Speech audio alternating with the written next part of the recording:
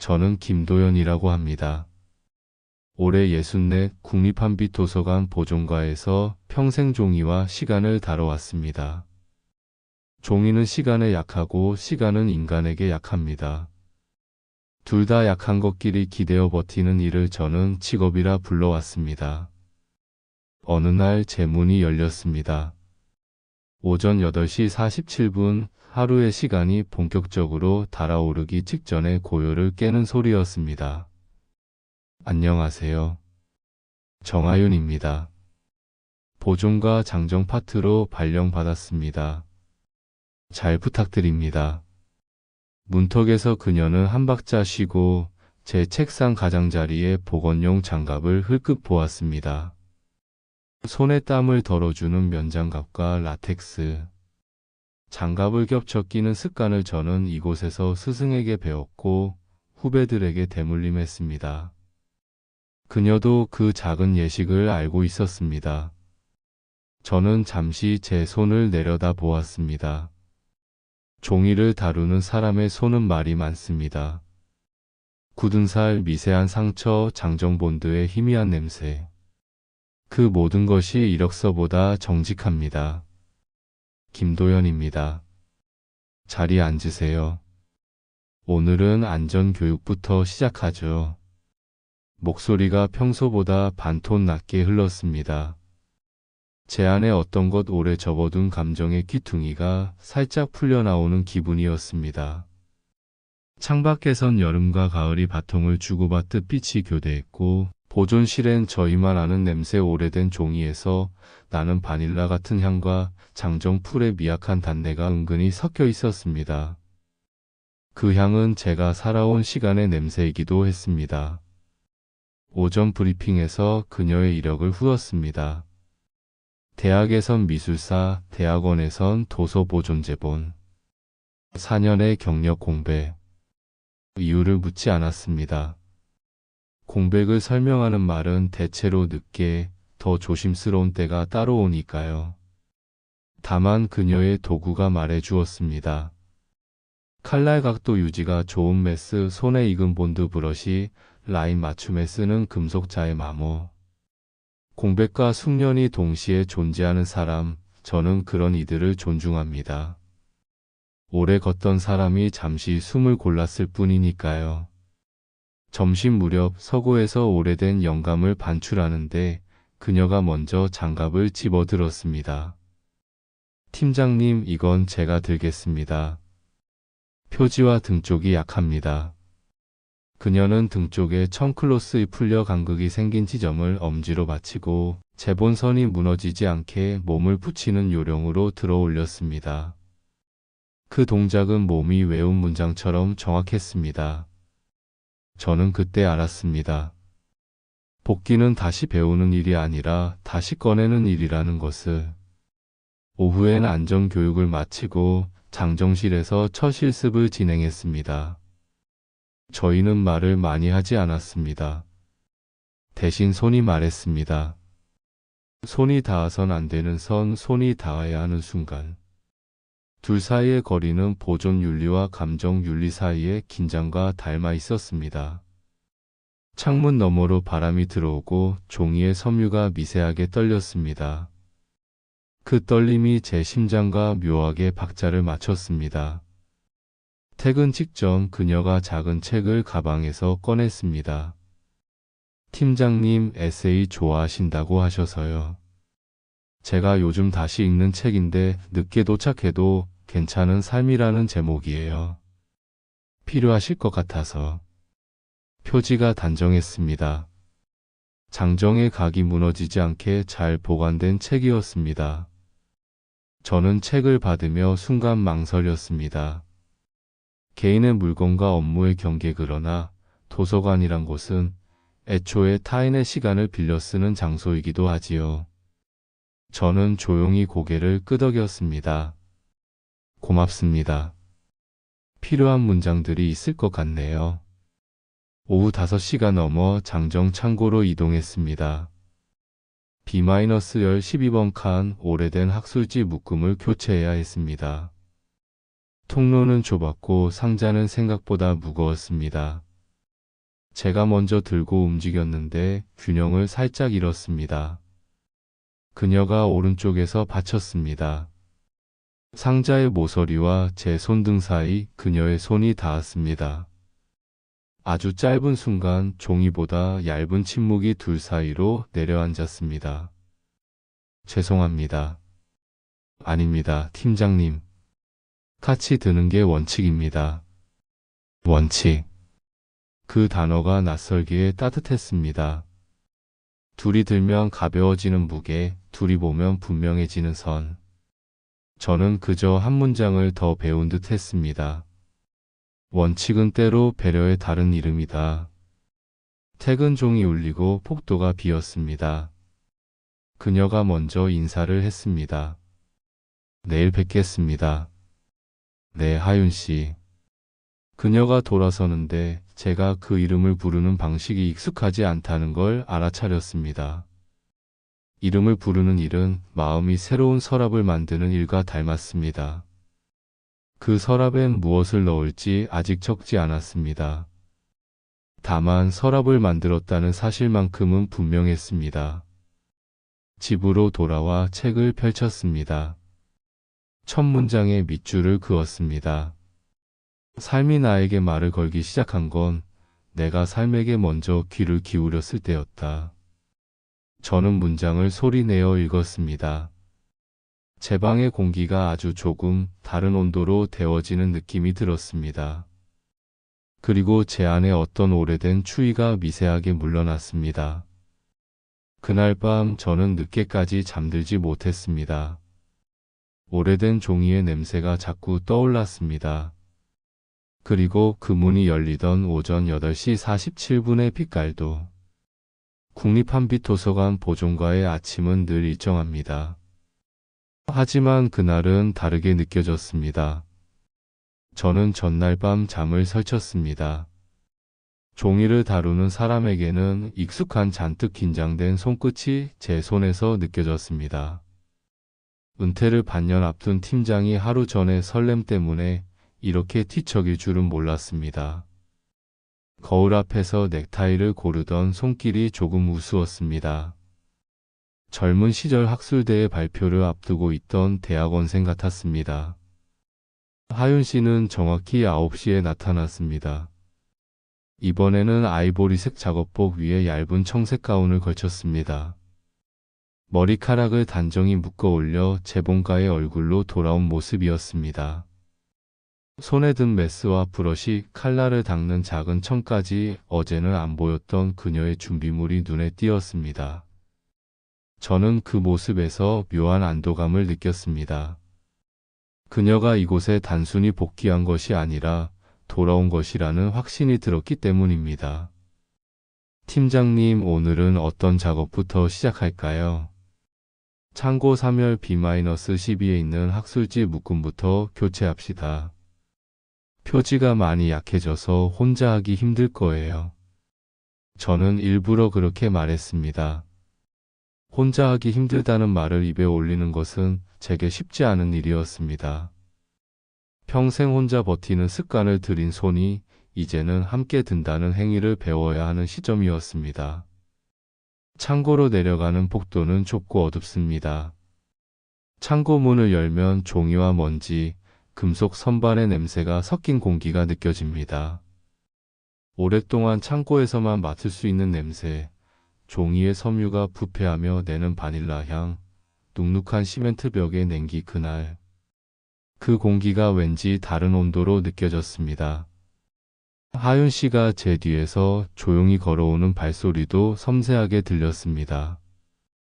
그녀가 들고 온 작은 라디오에서 흘러나오는 클래식 음악 한 소절이 창고의 공기를 가볍게 흔들었습니다. 팀장님, 이런 데서 일하시다 보면 손이 많이 상하겠어요. 손이 오래된 책처럼 됩니다. 겉은 달아도 속은 질겨집니다. 제 농담에 그녀가 조용히 웃었습니다. 그 웃음이 좁은 창고 통로를 조금 밝게 했습니다. 우리는 B-12구역 앞에 섰습니다.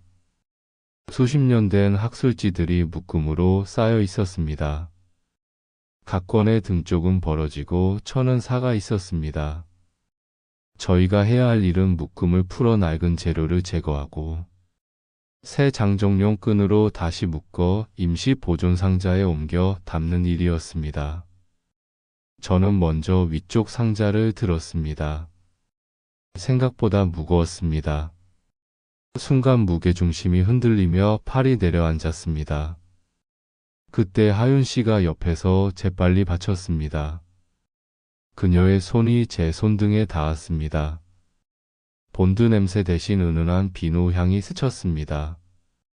아주 짧은 순간이었지만 저는 심장이 한 박자 늦게 뛰는 것을 느꼈습니다. 죄송합니다. 괜히 놀라셨죠? 아닙니다.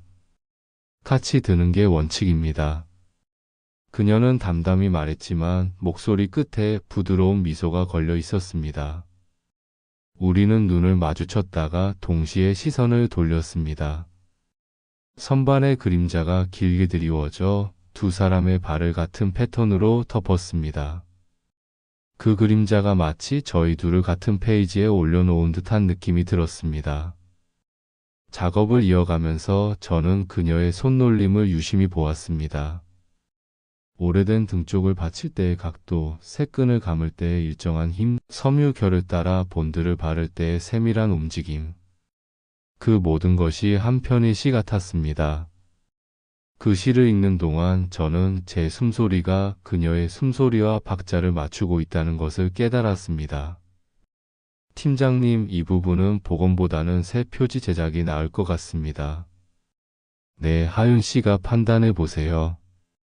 그게 맞습니다. 저는 그녀에게 권한을 넘겨주었습니다. 경력직이라 해도 첫 주부터 이런 결정을 맡기는 건 이례적이지만 그녀의 손이 이미 답을 알고 있다는 것을 저는 직감했습니다.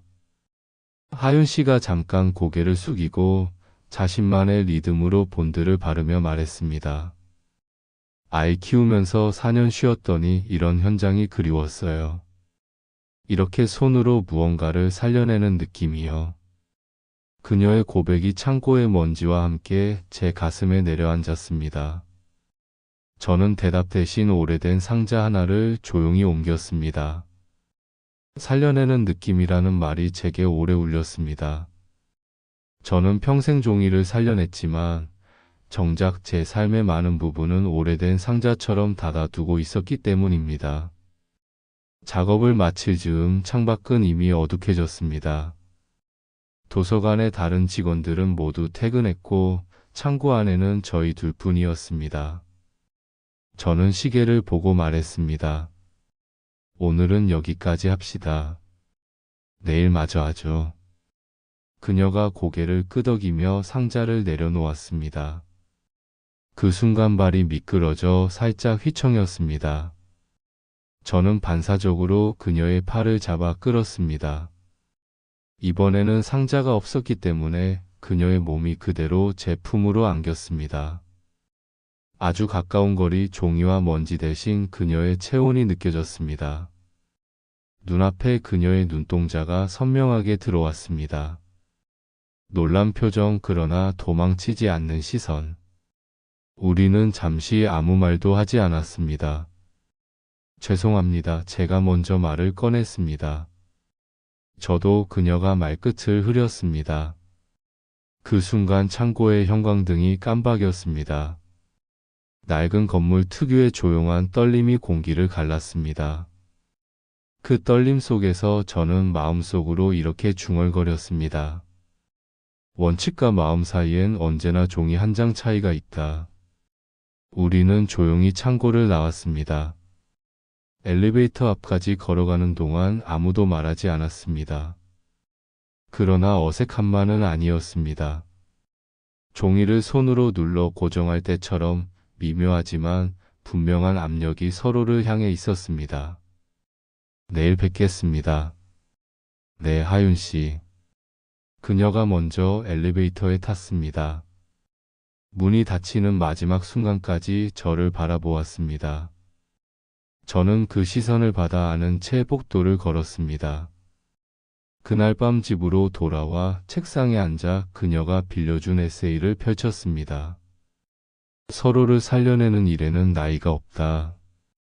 라는 문장이 눈에 들어왔습니다. 저는 그 문장을 손으로 쓸어내리며 천천히 읽었습니다. 종이의 섬유처럼 우리 삶의 결도 다시 꿰맬 수 있을까? 저는 오래된 책을 꿰매듯 제 마음의 페이지를 꿰매보고 싶다는 생각을 처음으로 했습니다. 창고 3열 B-12, 그 좁은 통로에서 느꼈던 그녀의 손의 온도가 아직도 제 손끝에 남아 있었습니다. 그 온기가 나를 오래된 삶의 상자에서 꺼내줄지도 모른다는 막연한 예감이 들었습니다. 그날 밤 저는 처음으로 꿈을 꾸었습니다. 오래된 책들이 바람에 날리는 꿈, 그리고 그 책 사이로 하윤 씨의 손이 제 손을 잡는 꿈. 눈을 떠보니 새벽이었고 창밖에 여명이 번지고 있었습니다. 저는 미소를 지었습니다.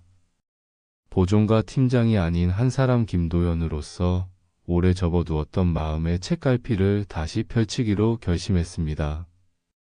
국립한빛도서관 보존과의 계단을 오르며 저는 스스로에게 몇 번이고 되뇌었습니다.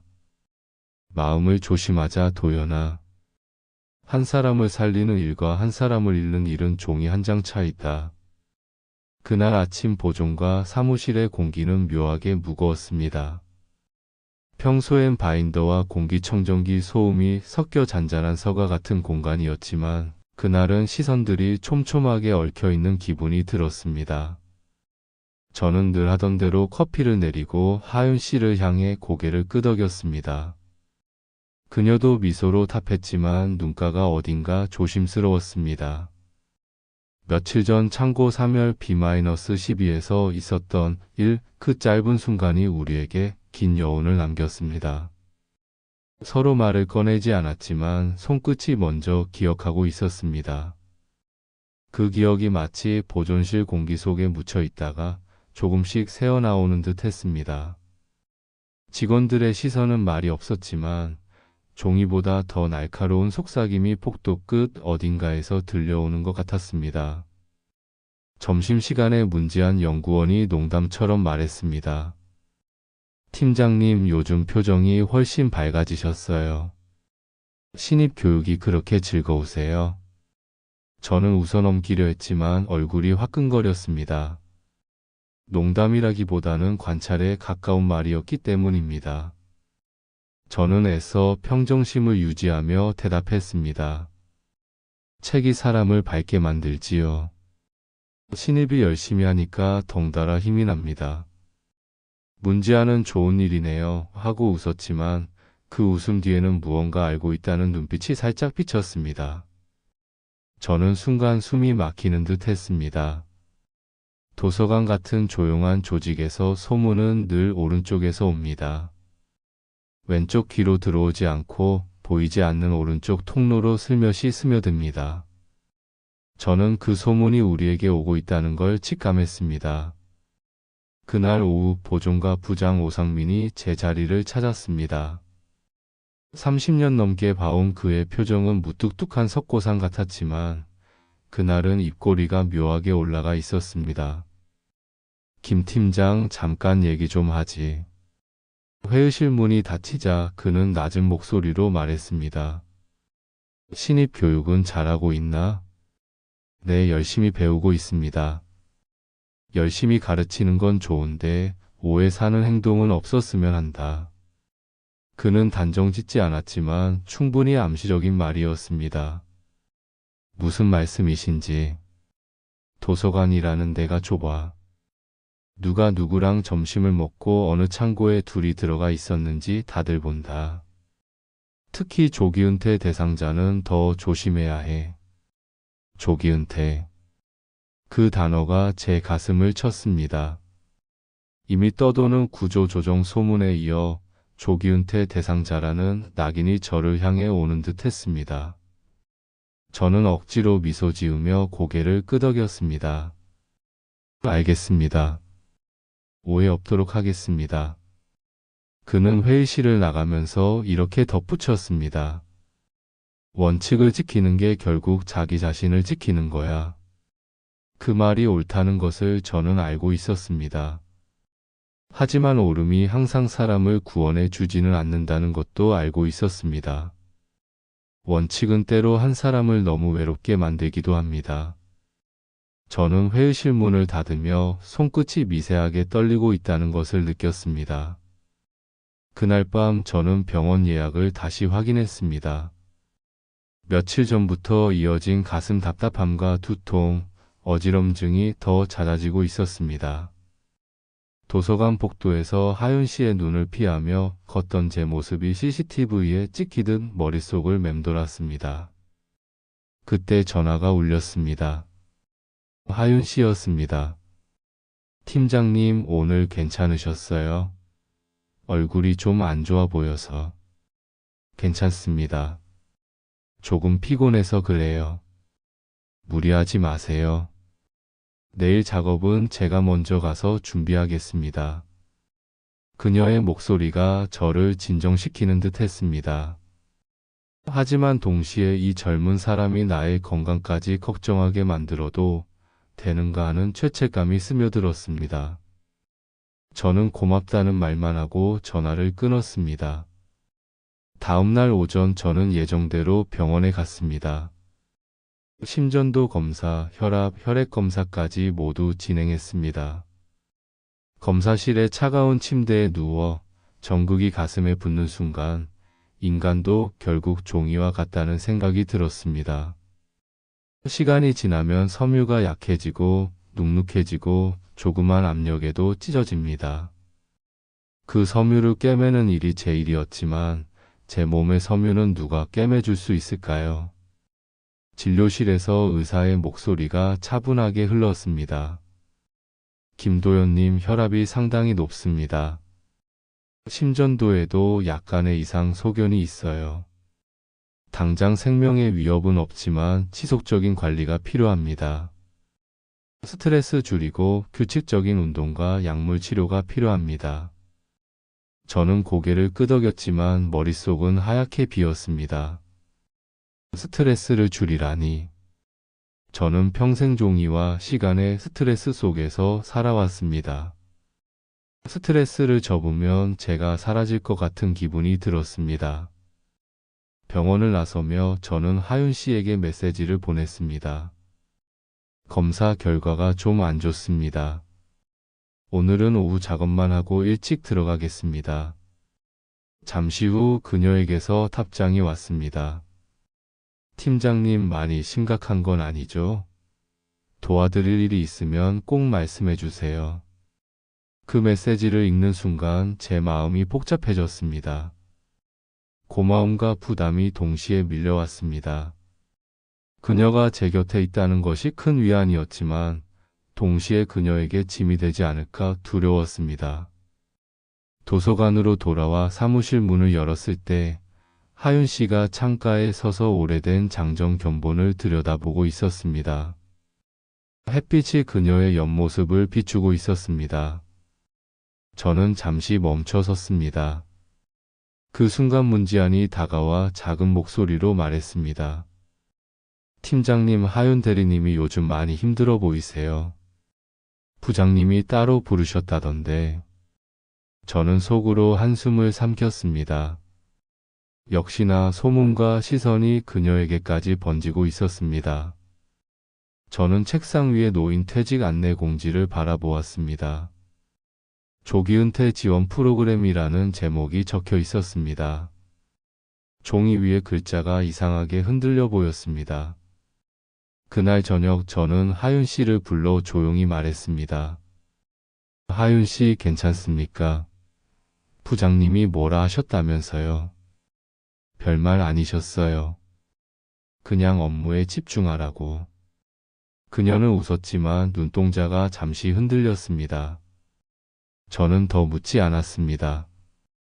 아직 저희 사이가 그런 이야기를 다 털어놓을 정도로 안전하지 않다는 것을 알고 있었기 때문입니다. 대신 저는 그녀에게 이렇게 말했습니다. 하윤 씨가 힘들지 않았으면 좋겠습니다. 제가 조심하겠습니다. 그녀는 조용히 고개를 끄덕였습니다. 팀장님, 저도 알고 있어요. 이런 상황이 쉽지 않다는 걸. 하지만 제가 선택한 길이에요. 너무 혼자 감당하지 마세요.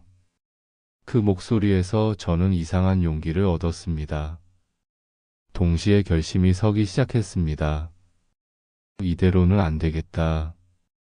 무언가 결정을 내려야 한다. 저는 그날 밤 집에 돌아와 고 아내가 남긴 유품 상자를 꺼냈습니다. 손이 떨렸습니다. 아직 열어보지 않은 봉투가 하나 있었습니다. 도연에게 라고 적혀 있었습니다. 봉투를 열자 오래된 잉크 냄새가 났습니다. 편지의 종이는 pH가 낮아져 가장자리가 누렇게 변색되어 있었습니다. 하지만 글씨는 선명했습니다. 여보, 당신이 이 편지를 읽고 있다면 저는 이미 세상에 없겠지요. 당신이 혼자가 될까봐 걱정하면서도 당신이 다시 사랑하길 바랍니다. 미안해하지 말고 당신의 하루를 깨매어 주세요. 사랑은 나이가 아니라 마음의 상태로 하는 겁니다. 저는 편지를 가슴에 안았습니다. 눈물이 흘렀습니다. 그 눈물은 죄책감이 아니라 허락이었습니다. 그녀가 저를 아직도 사랑하고 있다는 확신이 오히려 저에게 새로운 사랑을 시작할 용기를 주었습니다. 다음 날 아침 저는 하윤 씨에게 이 편지 이야기를 해주었습니다. 그녀가 감동한 표정으로 말했습니다. 팀장님, 정말 대단한 분이셨네요. 이제 마음 편히 새로운 시작하실 수 있겠어요. 저는 고개를 끄덕였습니다. 하윤 씨, 고맙습니다. 저도 이제는 조금씩 제 마음을 꿰매보려고 합니다. 그날 오후 도서관 폭도를 걸으며 저는 느꼈습니다. 소문이 오른쪽에서 오든 규정이 왼쪽에서 오든 중요한 건 내 안의 중심을 지키는 일이라는 것을. 그리고 그 중심에는 이제 하윤 씨와의 시간이 천천히 자리 잡고 있다는 것을. 창고 3열 B-12에서 시작된 작은 떨림이 이제는 제 삶의 결을 바꿀 만큼 커졌습니다. 아직 갈 길은 멀고 소문과 규정과 건강의 벽이 우리 앞을 가로막고 있습니다. 하지만 저는 알았습니다. 살려내는 느낌이라는 하윤 씨의 말처럼 저도 제 하루를 살려낼 수 있다는 것을. 그리고 그 하루에 그녀의 시간이 함께 깨매지고 있다는 것을. 그날 밤 저는 오랜만에 깊이 잠들었습니다. 꿈속에서 편지의 종이가 바람에 날리며 새 표지가 붙는 장면을 보았습니다. 그 표지 위에 쓰인 제목은 하루의 표지였습니다. 저는 미소를 지으며 깨어났습니다. 내일의 결정을 향해 한 발 더 내딛기로 마음먹으면서 국립한빛도서관 보존과의 하루는 여전히 반복되었습니다. 하지만 그 반복이 이제는 다르게 들렸습니다. 마치 매일 넘기던 낡은 책의 페이지 사이에 새 종이가 한 장 끼어 있는 것처럼. 그 안에 편지를 읽은 이후 제 안의 공기가 확실히 달라졌습니다. 그것은 허락의 냄새였습니다. 죄책감의 산성 pH 서서히 중화되어 가는 느낌. 저는 그 종이를 조심스럽게 보존용 파일에 끼워 넣었습니다. 편지조차 복원 대상이었지만 그날만큼은 그대로 두고 싶었습니다. 그 편지를 읽고 난 뒤 처음 출근한 날, 저는 하윤 씨를 바라보며 새삼스럽게 느꼈습니다. 그녀가 도서관의 빛을 조금 더 부드럽게 바꾸고 있다는 것을. 전에는 소문이 우리를 둘러싼 그물처럼 느껴졌지만 이제는 그물 사이로 빛이 스며드는 것이 보였습니다. 저는 마음속으로 다짐했습니다. 도망치지 말자. 하지만 서두르지도 말자. 서서히 깨매듯 관계를 만들어 가자. 그날 오전 우리는 창고에서 장정 작업을 이어갔습니다. 무겁던 상자도 복잡한 도면도 어쩐지 가볍게 느껴졌습니다. 하윤 씨의 손놀림은 더 안정적이었고 제 마음도 덩달아 차분해졌습니다. 저는 자연스럽게 말을 꺼냈습니다. 하윤 씨, 사실 어제 집에서 아내가 남긴 편지를 발견했습니다. 그녀가 작업을 멈추고 저를 바라보았습니다. 편지요? 네. 거기에 이런 내용이 있었습니다. 미안해하지 말고 당신의 하루를 깨매어 달라고. 하윤 씨의 눈빛이 흔들렸습니다. 그녀는 조용히 제 손등을 스쳤습니다. 팀장님, 정말 좋은 분이셨네요. 그런 분이 계셨기에 팀장님이 이렇게 따뜻한 분이 될 수 있었던 거겠죠. 저는 미소 지으며 고개를 끄덕였습니다. 저도 이제는 제 하루를 꿰매보려고 합니다. 하윤 씨 덕분에요. 그날 이후 우리는 조금씩 더 개인적인 이야기를 나누기 시작했습니다. 점심시간에 도서관 뒷마당 벤치에 앉아 커피를 마시며 그녀는 자신의 지난 몇 년을 털어놓았습니다. 아이를 돌보느라, 그리고 아픈 어머니를 간병하느라 경력이 끊겼어요. 다시 돌아올 수 있을까 두려웠는데 그래도 돌아오니 숨을 쉴 수 있는 것 같아요. 저는 그 이야기를 들으며 마음이 저려왔습니다. 살려내는 느낌이라는 그녀의 말이 이제 더 깊게 이해되었습니다. 그녀는 책을 살려내는 동시에 자기 삶을 살려내고 있었던 것입니다. 저도 제 이야기를 꺼냈습니다. 저는 3년 전 아내를 떠나보내고 나서 삶이 산성화된 듯 했어요. 모든 것이 바스러지고 무엇도 복원할 수 없는 것 같았습니다. 그런데 요즘은 조금 달라요. 하윤 씨가 조용히 웃었습니다. 시간이 치료해 주는 것도 있지만 사람도 서로를 치료해 주는 것 같아요. 그 말이 제 가슴에 오래 머물렀습니다. 그날 오후 도서관 폭도 끝에서 문지한 연구원이 우리를 보고 있다가 눈을 돌리는 모습을 보았습니다. 소문은 여전히 살아 있었지만 저는 더 이상 그 소문에만 매달리지 않기로 했습니다. 대신 저희 둘이 어떤 삶을 만들 것인가에 집중하기로 했습니다. 며칠 후 도서관 부장 오상민이 다시 저를 불렀습니다. 김 팀장, 조기 은퇴 지원 프로그램 이번 달 마감이야. 신청할 건가? 아직 고민 중입니다. 건강도 그렇고 분위기도 그렇고 스스로도 생각해보게. 그의 말은 경고이자 조언이었습니다. 저는 그날 밤 집에서 깊이 고민했습니다. 은퇴는 두려운 단어였지만 동시에 새로운 단어이기도 했습니다. 종이를 접듯 제 삶을 접고 새로운 페이지를 펼칠 때가 된 것 같았습니다. 저는 노트를 꺼내 여러 가지를 적어 보았습니다. 은퇴 후 하고 싶은 일, 새로운 시작, 하윤 씨와의 관계. 그리고 한 가지 단어가 유난히 빛나 보였습니다. 공방. 커피숍이나 카페 대신 종이와 책을 살리는 작은 공간. 책 공방 하루.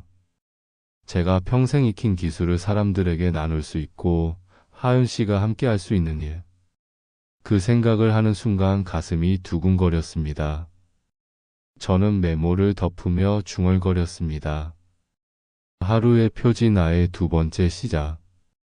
다음 날 점심시간에 저는 하윤 씨에게 조심스럽게 이야기를 꺼냈습니다. 하윤 씨, 은퇴 후에 이런 걸 해보면 어떨까요? 그녀가 고개를 갸웃했습니다. 어떤 걸요? 책 공방요. 헌책 복원, 재본, 소규모 서점 겸 공방. 사람들에게 하루의 페이지를 꿰매어 주는 곳. 그녀가 놀란 눈으로 저를 바라보았습니다. 정말 멋진 생각이에요. 하지만 저는 아직 도서관에 다니고 있어서. 물론 당장은 아니고 주말이나 저녁에 조금씩 도와주실 수 있으면 좋겠다는 생각입니다. 강요는 아닙니다. 하윤 씨가 잠시 생각하더니 미소 지었습니다. 재미있을 것 같아요. 저도 이런 꿈을 꾼 적이 있었거든요. 언젠가 제 이름으로 된 공방을 열어보는 거요. 그 말에 제 마음이 설렜습니다. 공방이라는 단어가 우리 사이를 더 단단히 묶는 끈이 될 것 같았습니다. 그날 오후 도서관 창고에서 또 한 번 함께 작업을 하며 저는 그녀에게 더 많은 것을 배우고 있음을 느꼈습니다. 그녀는 제게 함께 한다는 감각을 가르쳐 주었습니다. 저는 그녀에게 오래된 것을 살려내는 기술을 전해주고 있었지만 사실 그녀가 제 삶을 살려내고 있었습니다. 퇴근 후 우리는 도서관 근처 작은 카페에서 만나 공방 아이디어를 더 구체적으로 나눴습니다. 인테리어 위치 프로그램, 워크숍, 주민 참여 이야기를 나누다 보니 시간이 훌쩍 갔습니다. 창밖에는 가로등이 켜지고 가을 냄새가 묻어났습니다. 하윤 씨가 창밖을 보며 말했습니다. 팀장님, 저 이렇게 설레본 거 오랜만이에요. 새로운 걸 상상한다는 게 이렇게 힘을 주네요. 저도 그렇습니다. 오랫동안 잊고 살았던 감정이에요. 그날 집으로 돌아오며 저는 문득 생각했습니다. 이제는 도서관의 팀장이 아니라 한 사람의 인생을 다시 꿰매는 사람이 되어야겠다. 며칠 뒤 저는 조기 은퇴 신청서를 작성했습니다. 손끝이 떨렸지만 마음은 단단했습니다.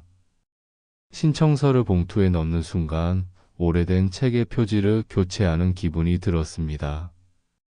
그 표지에는 아직 제목이 없었지만 내용은 이미 쓰여지고 있었습니다. 하윤 씨에게 그 사실을 알렸을 때 그녀는 놀라면서도 진지하게 물었습니다. 팀장님이 퇴직하시면 우리 관계는 어떻게 되는 거예요? 저는 잠시 그녀를 바라보다가 말했습니다. 이제는 더 자유롭게 만날 수 있지 않을까요? 회사의 제약이 없어지니까요. 그녀가 고개를 끄덕이면서도 현실적인 질문을 던졌습니다.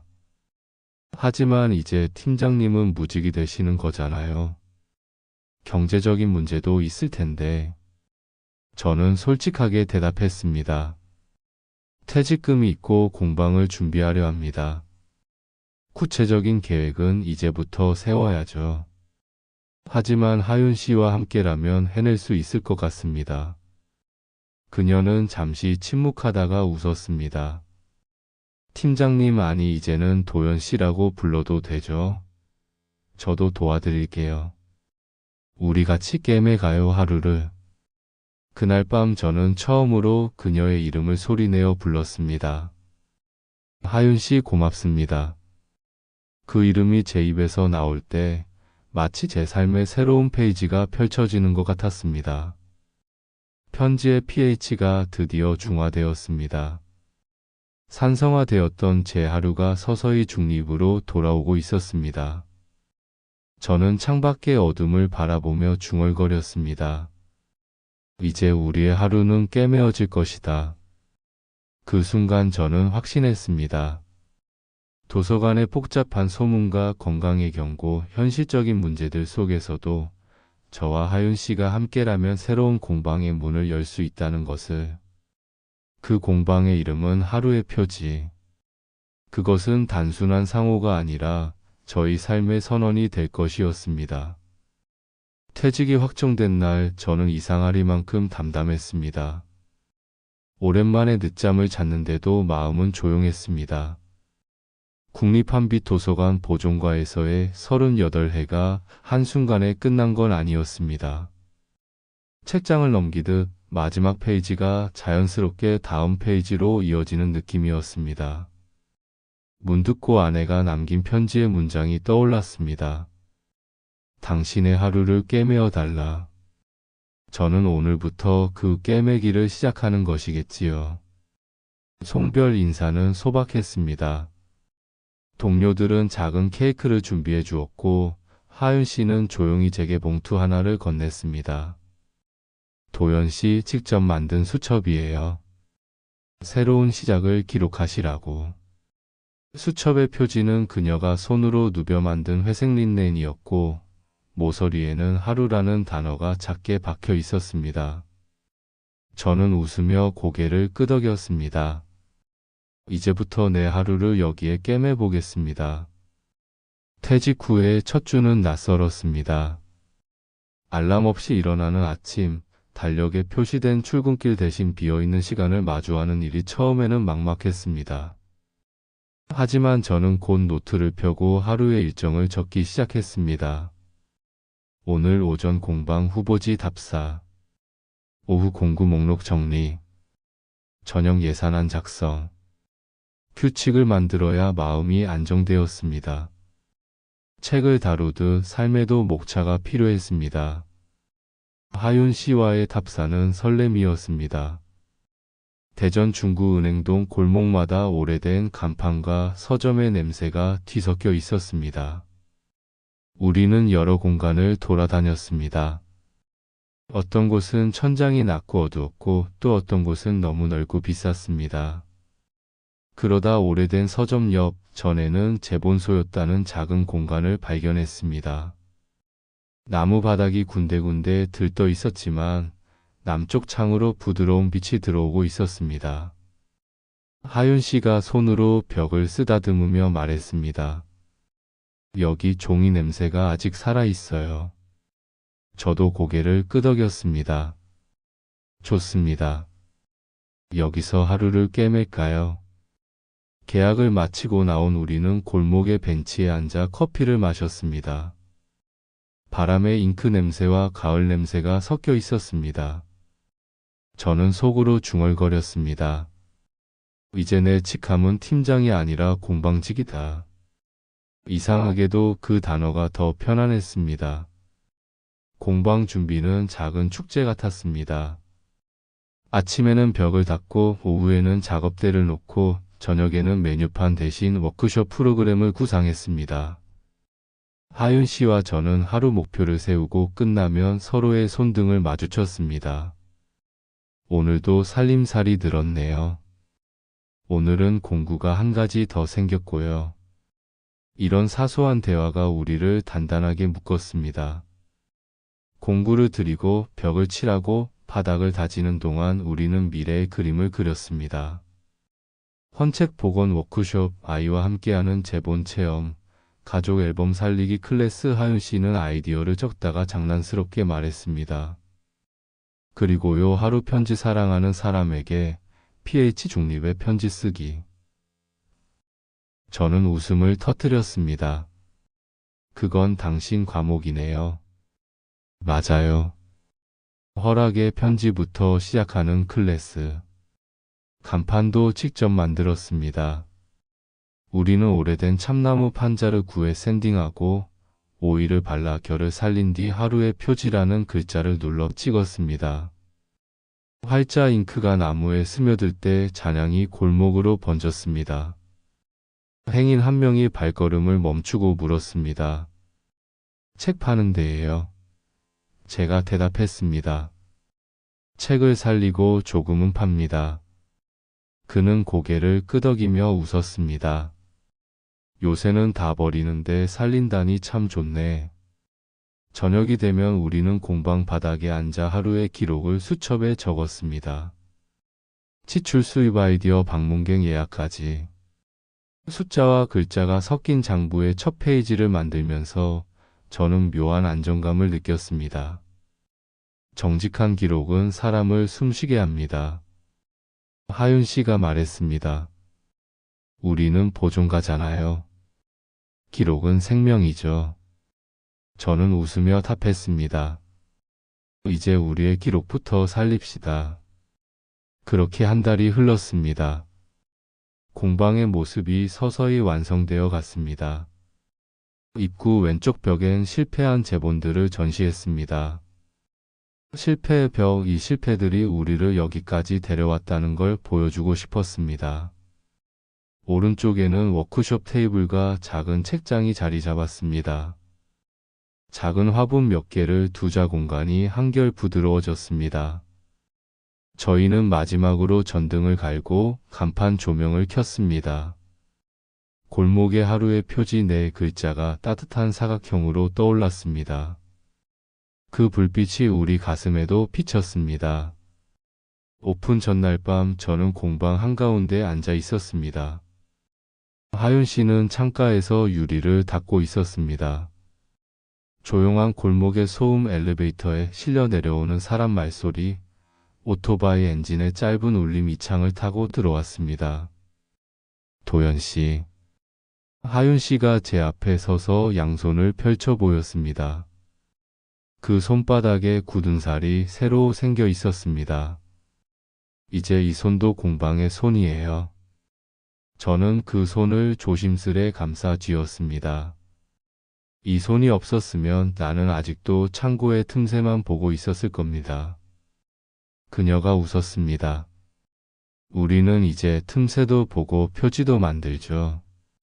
우리는 자리에서 일어나 불을 하나씩 껐습니다. 마지막으로 간판 조명을 켜두었습니다.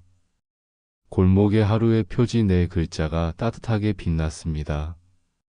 그 불빛은 누군가의 오래된 노트를, 누군가의 사진첩을, 누군가의 편지를 이곳으로 데려올 것 같았습니다. 그리고 언젠가 우리 둘의 기록도. 집으로 돌아온 저는 침대 머리맡에 고 아내의 편지를 다시 펼쳐두었습니다. 당신의 하루를 꿰매어 달라. 그 문장을 손가락으로 더듬고 조용히 눈을 감았습니다. 내일 우리는 첫 바느질을 시작합니다. 공방의 문을 여는 일은 세계의 한 귀퉁이를 다시 꿰매는 일과 같다는 것을 저는 이제 압니다. 아침이 오면 우리는 문을 엽니다. 그리고 하루는 표지를 얻을 것입니다.